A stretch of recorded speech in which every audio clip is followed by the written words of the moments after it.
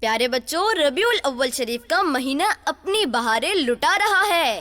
گلیاں بازار سجے ہوئے ہیں، کتنا مزہ آ رہا ہے، ہر طرف روشنی ہی روشنی ہے، سب خوشیاں منا رہے ہیں۔ پیارے بچوں، تو پھر کیوں نہ ہم اپنے محسن و مہربان آقا صلی اللہ علیہ وآلہ وسلم کا جشن دھوم دھام سے منائیں، جو ہم سے اتنی محبت فرماتے ہیں۔ تو پھر پیارے آقا صلی اللہ علیہ وآلہ وسلم کا 1500واں جشن ولادت بھرپور انداز میں منانا ہے انشاءاللہ۔ سرکار کی آمد مرحبا، سردار کی آمد مرحبا، مرحبا یا مصطفیٰ، مرحبا یا مصطفیٰ۔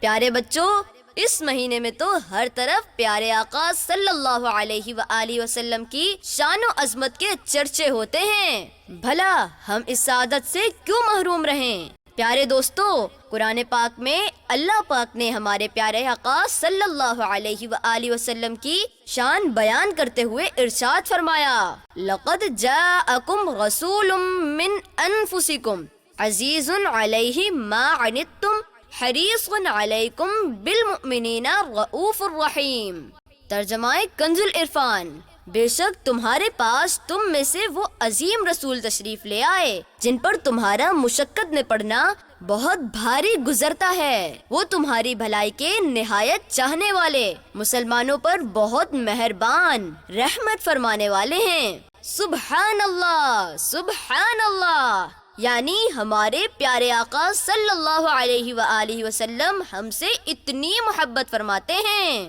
پیارے بچوں، ہمارے آقا صلی اللہ علیہ وآلہ وسلم تو ہمارے لیے دنیا اور آخرت دونوں ہی میں آسانیاں چاہتے ہیں۔ ایک دن ہمارے پیارے نبی محمد صلی اللہ علیہ وآلہ وسلم دعا کر رہے تھے اور اتنا روئے کہ اللہ پاک نے حضرت جبرائیل علیہ السلام کو فرمایا، جاؤ میرے حبیب صلی اللہ علیہ وآلہ وسلم سے پوچھو وہ کیوں رو رہے ہیں۔ جب حضرت جبرائیل علیہ السلام آئے اور پوچھا تو نبی صلی اللہ علیہ وآلہ وسلم نے فرمایا، میں اپنی امت کے لیے رو رہا ہوں، میں چاہتا ہوں کہ اللہ سب کو بخش دے۔